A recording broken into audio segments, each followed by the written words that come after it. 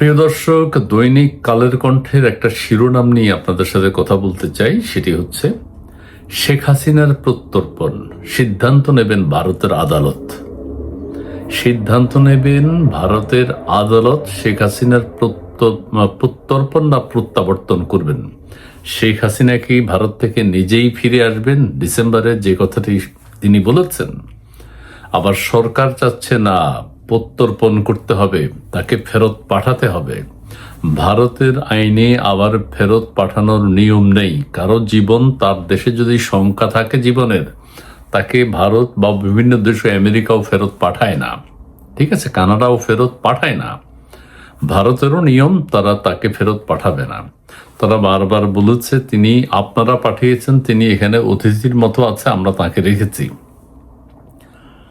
আচ্ছা, এখন যেহেতু দুই দেশের মধ্যে কূটনৈতিক চেষ্টার পরও এটা নিয়ে কোনো সমাধান হচ্ছে না, ঠিক সেই মুহূর্তে এই খবরটি খুবই গুরুত্বপূর্ণ। সিদ্ধান্ত নেবে ভারতের আদালত।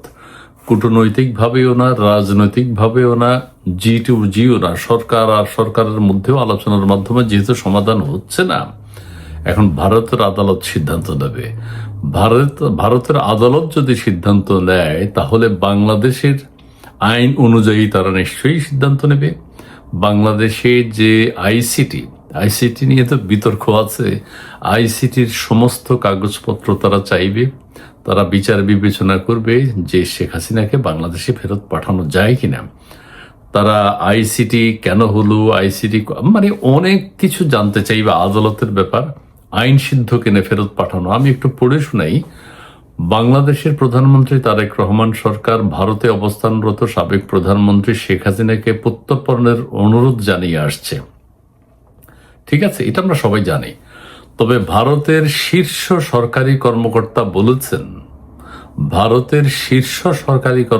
বলেছেন এই বিষয়ে চূড়ান্ত সিদ্ধান্ত রাজনৈতিক বা কূটনৈতিকভাবে সম্ভব নয়।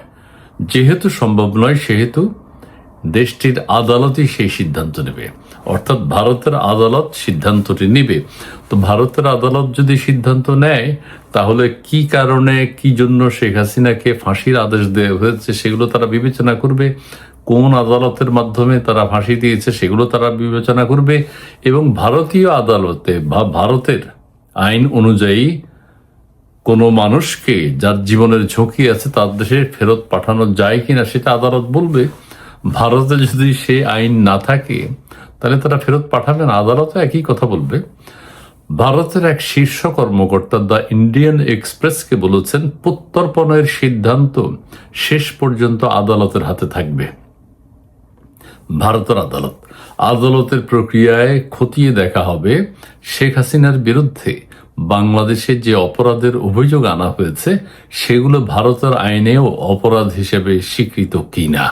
এই যে বড় পয়েন্ট, শেখ হাসিনার বিরুদ্ধে বাংলাদেশে যে অপরাধের অভিযোগ আনা হয়েছে সেগুলো ভারতের আইনেও অপরাধ হিসেবে স্বীকৃত কিনা। এখন এক দেশের বুলি আরেক দেশের গালি, এক দেশের যে বিচার অন্য দেশে সেটা অন্য কিছু, এটাই তো জানি। আমাদের দেশে যেটা আমরা মনে করি যে না ঠিক আছে হালাল, অন্য দেশে সেটা হারাম, অন্য দেশে যেটা হালাল আমাদের দেশে হারাম, এরকম নানান বিষয় আছে না। আমাদের দেশের যে আইন ভারতে সে আইন আছে কিনা সেটা তারা বিবেচনা করে দেখবে। ঠিক আছে, তবে একই সঙ্গে ঢাকা ও নয়াদিল্লির মধ্যে এই বিষয়ে তীব্র আলোচনা চলছে বলেও জানান ওই কর্মকর্তা। দুই দেশের মধ্যে আলোচনা হচ্ছে যে আমরা সেটা জানি।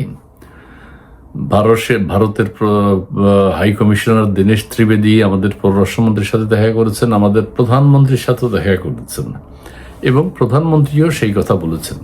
দুই পক্ষই সর্বোচ্চ দাবি ও কঠোর অবস্থান থেকে সরে এসে সম্পর্ক স্বাভাবিক করার পথ খুঁজছে। এটা সত্য।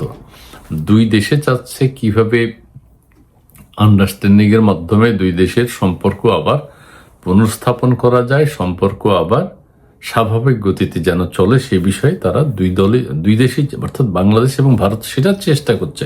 উদ্দেশ্য খুব ভালো, কিন্তু উদ্দেশ্য ভালো হলেও ভারতের আইনে কি আছে, শেখ হাসিনার প্রত্যর্পণ না প্রত্যাবর্তন।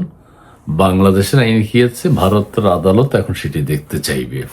এবং ভারত এখন কূটনৈতিকভাবে যদি সমাধান না হয়, শেখ হাসিনার প্রত্যর্পণ সিদ্ধান্ত নেবেন ভারতের আদালত। অপেক্ষায় থাকতে হবে আমাদের।